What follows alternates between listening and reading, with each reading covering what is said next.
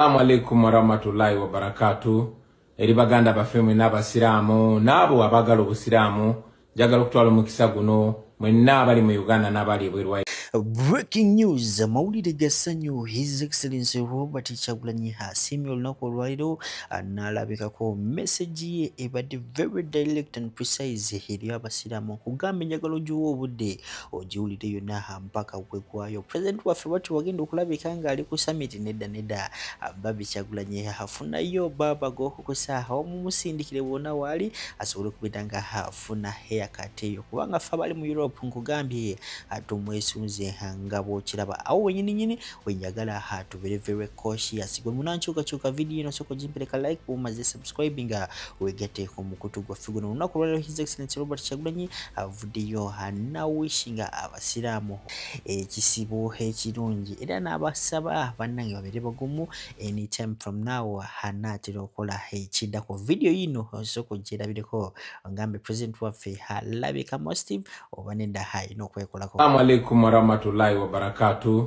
Eri baganda bafemwe n'abasiramu n'abo abagala obusiramu njagala okutwala omukisa guno mwenna abali mu Uganda n'abali ebweru wa Uganda okubagaliza omwezi guno mutukuvu ogwa Ramadan omulungi ogujjudde ebyengera. Tuyigirizibwa nti mu guno omwezi esaala zaffe ziwulirizibwa era ziddibwamu. Nsaba Allah akkirize okuyayana kwammwe, okwegayirira kwammwe, okwewaayo kwammwe n'okusiba kwammwe kwonna abamwemwezi empeera emitima gyammwe gyesinga okuyayanira. Omwezi guno bingi nnyo ebitusoomooza, bingi nnyo ebityankalanya ng'eggwanga, naye akwate ku mitima gyaffe n'egy'abo bannaffe be tuwangala nabo. Buli omu asobole okuyisa munne mu ngeri eyo yennyini gy'ayagala okuyisibwa. Olunaku lwaleero lwennyini nange kennyini ngenda kwogerako nammwe n'eri ensi yonna ku mukolo gwa Human Rights Summit e Geneva nga nsinzira wano wenyini wendi era nja kutuusaayo ensonga zaffe. Naye mbaagaliza omwezi ogwa Ramadani omutukuvu omulungi ogujjude ebyengera, Mukama abawe ekyo eminyoyo gyammwe gyekisinga okwagala. Assalamu alaikum warahmatullahi. Gwe munankyukakyuka wadde okyali ku message ya His Excellency Robert Kyagulanyi gye yakoledde abasiraamu njagala owulirize abafaatha ne bapasita be bwayogedde olunaku olw'ekyo bikangamu obukulembeze n'obunaanyizibwa naye amanye nti bakulembera abantu ba Katonda. Tunenya abalala era pulezidenti yanenyezza Idi Amin olw'okufa kwa Ghana Archbishop Jana Lumu era kituufu yakola bubi nnyo. Yamunenyezza nnyo nti yakola kikyamu kubanga yakwata ku nnaddiini era n'agamba nti abo bwe baali abakyamu mu kubba obululu n'okutabangula ensi. Mwabiwulira ebiri ku mawulire lwaki mususi?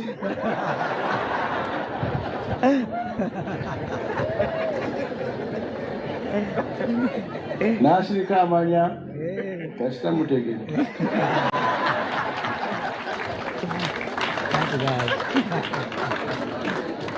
Ekikwatako nabo bakina obunkenke buyitiridde wakati w'abakulembera n'abakulemberwa. Abavubuka baffe abato bangi baweddemu essuubi era tulina obbagumya ennyo kuba bangi nnyo tebalina mirimu, tebalina kyakukola, bakugirwa wano ne wali n'eddembe lyabwe oluusi bali bajjako.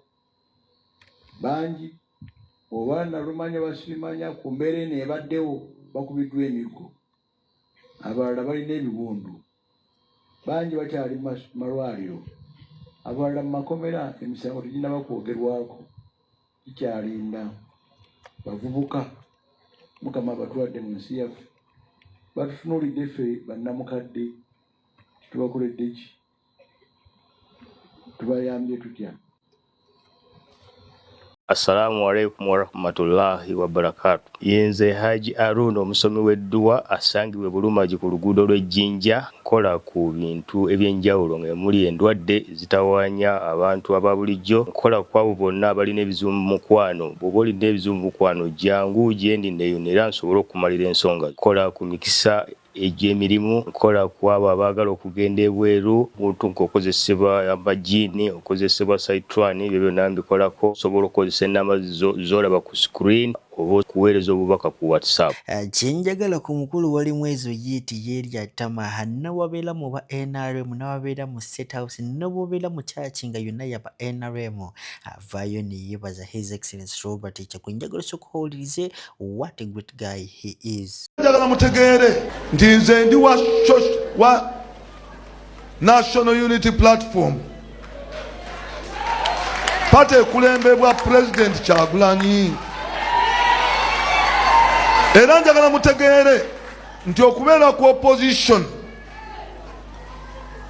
twetaaga opposition ennuŋŋamu ey'amaanyi omuli abantu abatya Katonda, kubanga gavumenti ateebula nnyo.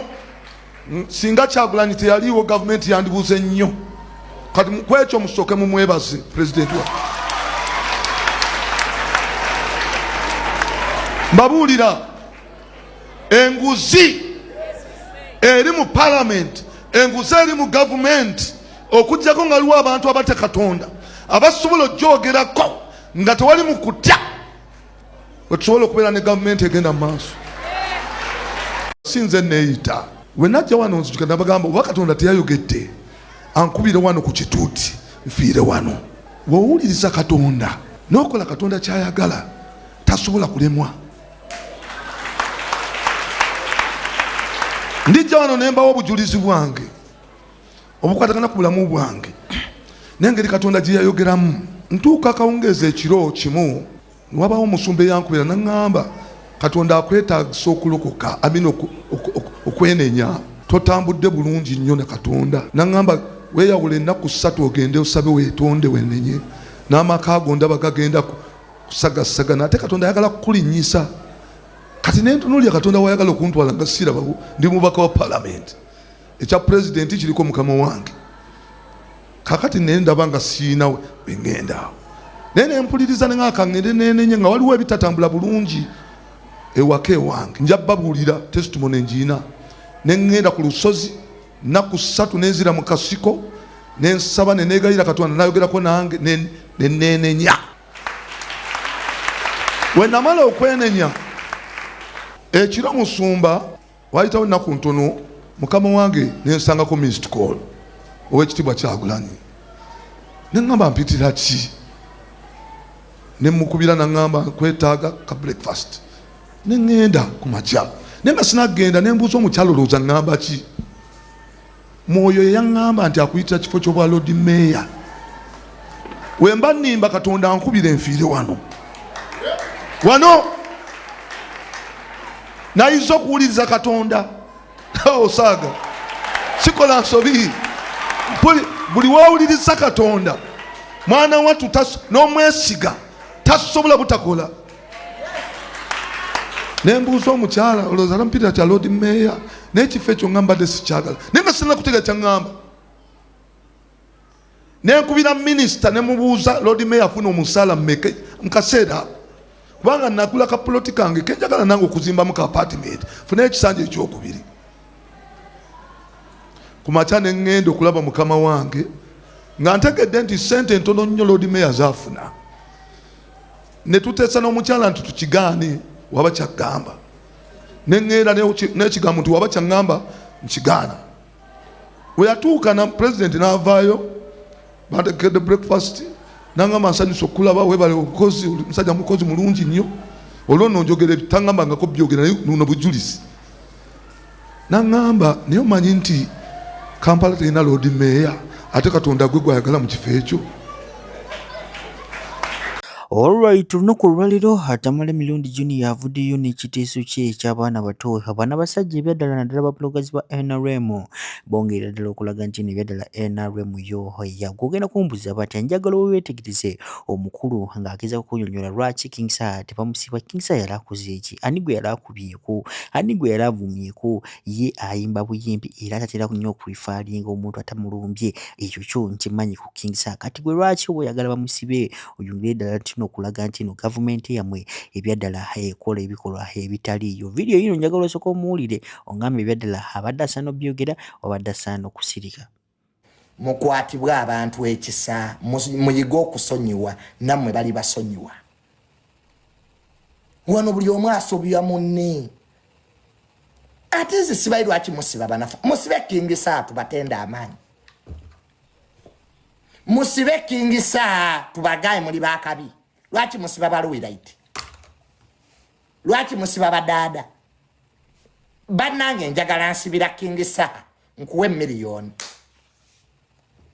wano King Saa siba abavuma ati muri bamaanyi nnyo kati musibe King Saa ense batenda amaanyi mukodomi wa Genosale naliye wa Genosale uli nasanga yo King Saa lwaki sigwe musiba King Saa nga mwefulanga batamulabanga abavuma mulekerawo okwoleseza amaanyi gammwe ku banafu. If you are too powerful, fight with those bewenkana nabo. Nze njagala yo omuyimbi ansibira King Saa awo wendivunama wansi ngambe nti ya the man has power. Wano twali wali erugogo ng'ekivulu kya King Saa poliisi ekiganyi oda yayite